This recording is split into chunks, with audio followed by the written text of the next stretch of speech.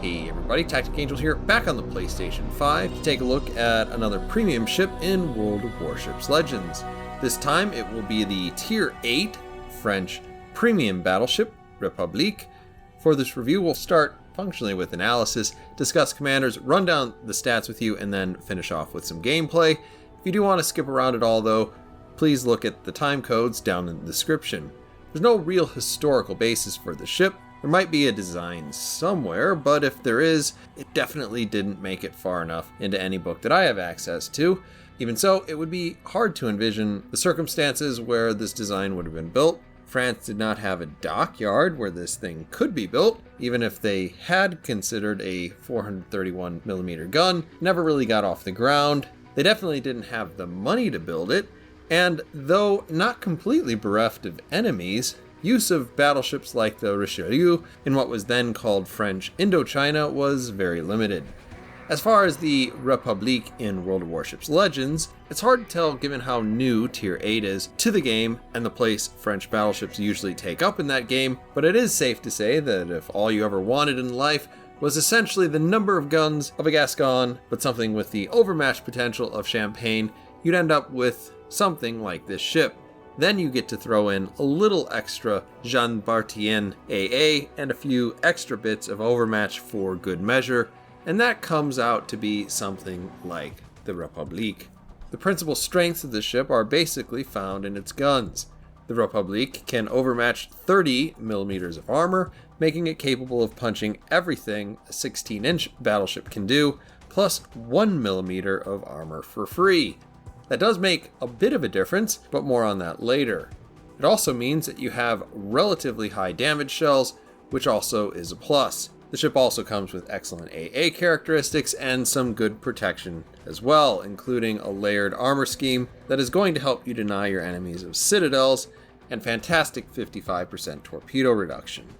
Downsides to the Republic is unless you do something about your gun accuracy, they're a bit trolly on the dispersion. Equally, you can get into some bad situations with Matchmaker and your armor scheme, which takes a lot of HE damage and offers you limited protection against legendary battleships. Combine that with relatively low hit points, and sometimes your games can be a bit short. High-tier French battleship enjoyers will also find the maneuverability, in particular the speed of this ship, giving you a little less control over bad circumstances than you're used to. What you end up with is a curious ship that takes a trade for the possibility to utterly wreck a lot of cruisers and even some battleships, for definitely being equally at the mercy of the matchmaker when it comes to seeing ships that can make its life maybe not quite as short, but every bit as painful. There is some upside potential here for this ship against legendary cruisers that has not yet been realized in Legends, and one would at least hope that with the Yamato and Conqueror already in the game, that you're already seeing some of the ships that will wreck this the most, but it is still a little bit of a Faustian bargain. If I were to guess this though, this is a decent battleship that will appear to get worse in the short term, then will slowly rise back towards decent once legendary tier is more populated. As we get into commanders, I usually say something about the effect of megalomania on the ship in question. My opinion here is that it's a bit of a gamble on a ship that already has the lowest hit points of any battleship at the tier, and not exactly a reliable armor scheme. That said, the first stop for most folks is probably Gisard, and he is the first stop for a lot of people, principally for improved range, accuracy, and damage potential. His base trait is probably not really going to do much for you, considering you're most likely not going to shatter on anything with 17-inch guns, but if you do want to go all in on that kind of long-range build, you will save yourself some hit points just by being able to be a little too far away to take return fire. But for me, this also made the battleship feel super slow. Part of this is perception, because it's a big ship, but the other part is that you're legitimately starting out at 27 knots if you want to use gyrating drill bits, and improvements in accuracy simply may not be worth it for that price. And so if you want to go in the other direction, you'll end up with Geprat. The nice thing you get out of Geprat is that you probably instantly pick up to 1.5 extra knots. You'll still feel a little on the slow side, but you've got nothing that's going to reduce your speed in terms of his choices. And unfortunately, you won't have anything to help you hit anything either, which can create problems of a completely different variety. Also, you won't have nearly as much range, but if you can control your engagements, you end up with functionally about 20,000 more hit points, effectively due to a higher number of improved heals. If you really want to run Louis de Fournay, my guess is that you're doing something mildly silly with secondaries. This would have mostly to do with the impact of Burn It Down on secondary fire, and I guess you could make an argument for focusing on firing HE with your main battery. The best two things I can say about this sort of thing is that it does keep you focused on not getting singled out, using islands well, etc. And it is genuinely surprising to enemies. And I think that is probably the case because, this is for a lot of reasons, but it's principally because it's not a really solid strategy, though it can work. Otherwise, your chief advantage here is being able to run double or triple concealment, plus the concealment mod, and trying to avoid those toxic legendary battleships. As we jump into stats, realize that this is only the 5th battleship at this tier, so my analysis is going to involve a little bit of extra extrapolation between tiers 7 and legendary tier.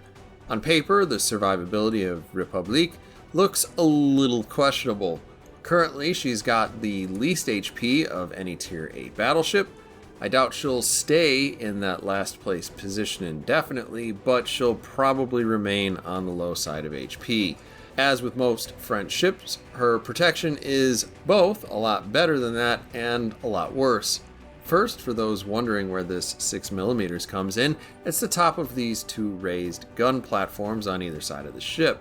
Looking at the outside of the ship though, you can see the high values are predictably on the turret faces, and barbettes and conning tower. The outside of this ship is otherwise almost entirely 32mm or less. So that means you can bounce 16-inch shots from AP if properly angled, but it does take a ton of HE damage from just about anything, anywhere that is yellow or light blue. Both of these values are a bit of an issue since you'll be able to queue in with the Yamato, which doesn't care about hardly any of the armor that you can see on the screen, as well as a list of very effective HE spammers. The good news is that behind this you have a main belt that may deflect shells down into the void of your torpedo belt. Then you have a turtleback that might deflect shells upwards, at least away from your citadel. And then after that you have your citadel, which is pretty well protected. In short, unless you're bow onto a Yamato or get the unlucky 45-45 roll through the bow, this thing is going to be very well protected against taking citadels. This is all a very wordy explanation for this ship having a very troll armor scheme, which is just about as likely to troll you as it is the enemy team. Good news is that you have 55% torpedo reduction though, and that is very, very high, tied with Yamato for best in game. This battleship both lives and dies by its artillery, which isn't surprising, and just like the armor on this ship, it's a bit of a mixed bag. They are French guns after all, and they're typically not renowned for their accuracy, at least without help. Though these are 431mm guns, that functionally doesn't buy you much extra damage over having 16-inch guns. You can't overmatch 32mm of armor, meaning that you'll have to find other ways to damage a lot of face-first battleships, though you can get through 30mm, which makes not only the Edinburgh's trollish armor scheme suddenly not all that impressive, but 30mm is also a common deck armor for what we should expect high-tier legendary cruisers to have. Currently things like Des Moines and Worcester. That's not a huge list, but it's a list of ships that is likely to expand in the future, with new legendary tier cruisers being added every so often. It's hard to say where 17.6 kilometers of range will shake out long term, but my guess is that it will remain. The good news is that in every other way, being a 17-inch gun is good for you. If, for some reason, you're shooting HE, you both have the highest current HE damage and fire chance. Add to that a decent reload, and you're probably a good fire starter, at least for a battleship. But as a battleship, you probably have better things to shoot, namely AP. Though you're not winning by a lot, 14,000 is currently the highest AP damage for any shell at tier 8, making you a very high DPM ship if you can get your shells on target. The curious thing you might overlook is that the Republique both has good secondary DPM and range. Anecdotally, I have not noticed the survivability of the forward 2 6-inch turrets as either being incredible or terrible, but the 5-inch turrets do seem to be pretty fragile, which is one reason why I would probably abstain from a secondary build on this ship, on top of your slow turret traverse and exploitable armor scheme, making this sort of an awkward choice for a brawler, similar to most other French battleships. Probably unsurprisingly, as we get into AA, this is a strong suit for the Republique, with a mix of good, long, and even longer range weapons. These are mostly secondary guns, plus some extra 57mm for good measure. You're nowhere near as good as the main in ultimate DPS, but thanks to your range, you are actually the highest rated tier 8 battleship currently. You will likely remain very good, since this is better than any of the legendary ships that we have currently. As a carrier, I would probably steer wide from this one, both because it has good damage as well as good range. No two ways about it. Though you wouldn't expect it from a French battleship, the Republique is kind of, well, if it's not slow, because it probably isn't slow in the comparative sense, it's slower than any French battleship that we have at tier 7 other than Jean Bart, which has, obviously, other conspicuous advantages. This is more or less where the Gascon and Champagne super ship analogy kind of falls apart, because you'd need to be 10% faster in that case. The Republique also has the widest turning circle currently and a fairly average rudder. Though you do come with the speed boost, the maneuverability of Republique is far from mind-blowing, even with it active. As we come to concealment, the Republique is largely pretty average, being within 200 meters of all categories. You're a bit better with the relative sea detectability and a bit worse from air, and also obviously while firing from smoke. I suspect this will probably continue to play like an ordinary battleship in most respects as far as concealment goes. Finally, we have consumables. You don't have a choice here, so you just get the same kind of average damage control as on tier 7 French battleships. You also come with the World of Warships Legends Standard Repair Party, 3 charges with 0.5% per tick. Follow this up with a secondary consumable. The only noticeable thing worth mentioning about this is that your secondaries do have slightly better range, so pay attention there. Then we finish off with a speed boost, plus 8% speed for 3 minutes, which should help you feel a little bit more like a French battleship for short periods of time. And then have a 3-minute recharge. And as we get through all that, we'll finally get into some gameplay. I'm going to be on Lands of Ice, and as we load into the game, I will go ahead and get my commander up on the screen real quick. You can already kind of see from the number of heals that I have, probably about what I'm running with. This isn't a really big surprise, other than that I usually like to run survivability builds. I wouldn't say that my use of an accuracy build here is me saying that it doesn't work. It certainly does. I've even made secondary builds work. But you do have to work a little bit harder for each one, and I do occasionally like to lean into the meta just to prove that I do actually test these ships. Okay? I do. It's a real thing. So anyway, we're going to start rolling out. There's nothing really special about what I'm doing here. Here we have another Republique. I love seeing other ships out there that are of the same type as me, particularly when I'm reviewing them, because that means I don't have to experience all of the bad things that can happen to you in this ship in order to demonstrate them. In any case, he looks like he's going in a different direction. I am driving towards this Conqueror. We go ahead, put out a few shots on that battleship. It doesn't look like we got very good dispersion at all.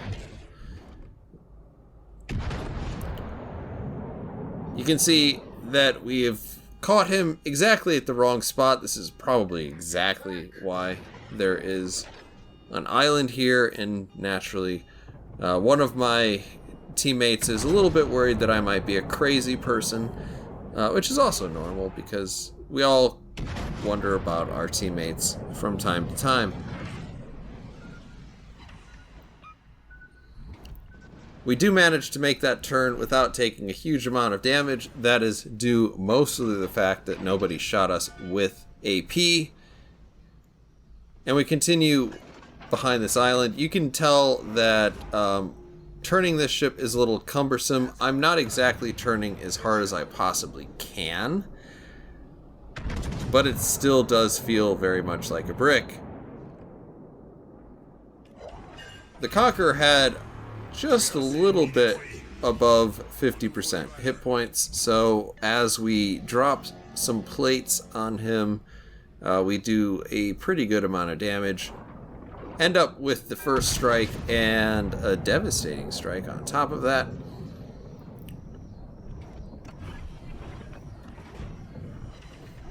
My natural inclination, obviously, is when I see a destroyer and it is within a smoke screen, I kind of want to charge it as much as possible.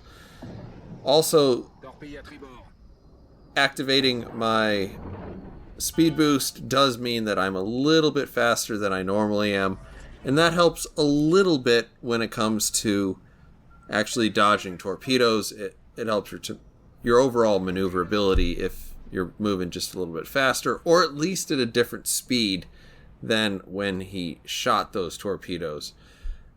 Now, it looks like he was actually shooting at my teammate, and I'm actually taking the long way around this island for... I mean, it doesn't appear to be exactly zero purpose whatsoever, but as you can see, clearly we were spotted there for a minute, we were not spotted there for a minute, and now we're not even located. So this guy is probably getting out of here, and we go ahead and empty our barrels with the HE that we had loaded. We do manage a fire, which is a good thing because it'll at least burn a Damacon.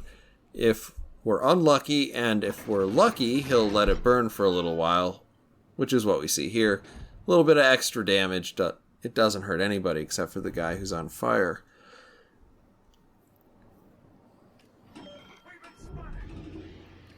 Now, my hope here is to stay in the cap and actually get the cap before I get reset.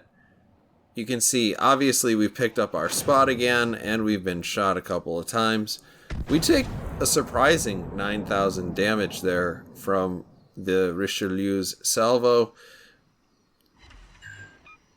But we're still very well within the cap, and that means that we'll be here when we actually finally do get the points for it.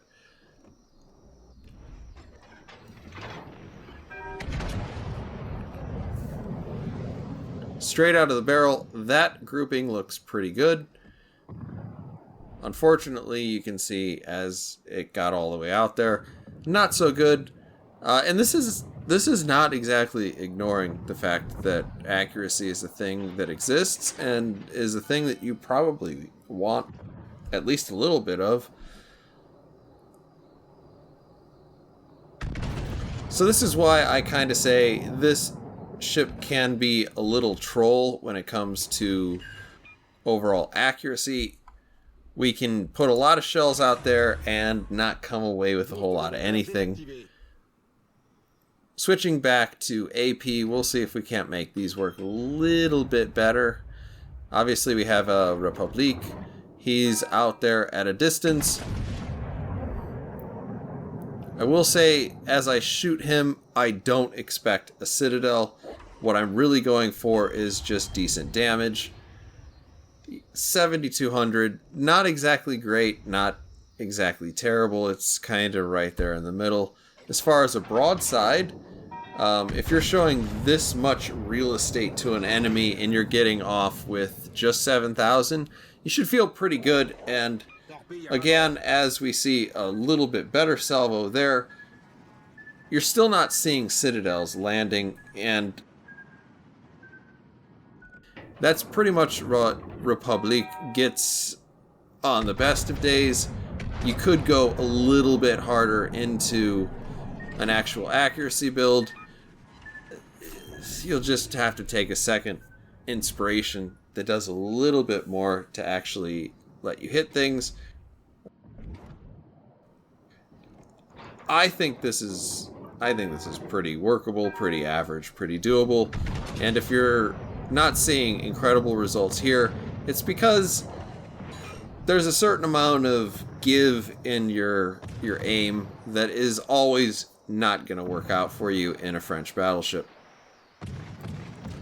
Now you see I have loaded HE for this particular shot, and that's because I'm going to aim right on his nose, because he's got 32 millimeters there, and he had low enough hit points that it just makes sense to go ahead and use that. The Richelieu, not exactly the same thing, but Richelieu also 32 millimeters everywhere. We put some shells out there and we get, 6,000-7,000 damage plus a fire. And in spite of the large number of torpedoes that have been shot at us, we finally do actually get hit by something.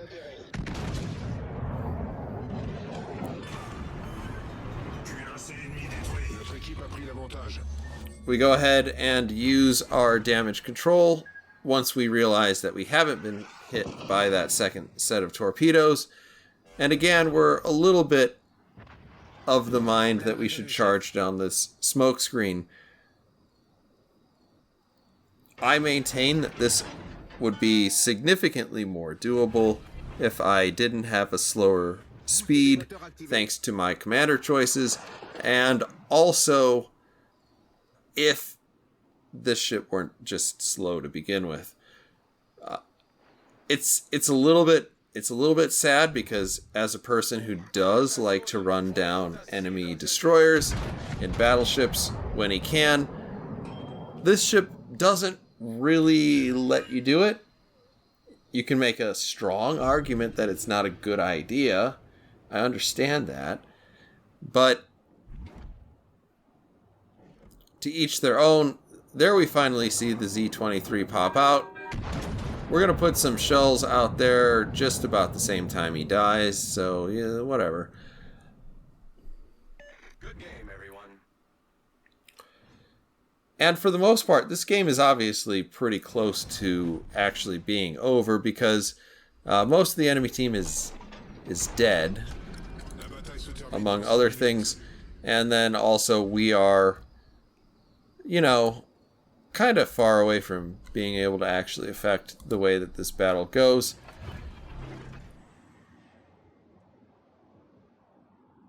We try to fix that a little bit with our engine boost. You can see we're still struggling towards 28 knots.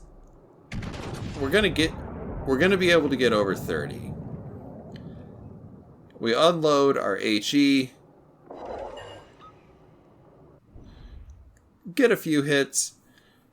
The HE on this ship is actually pretty okay.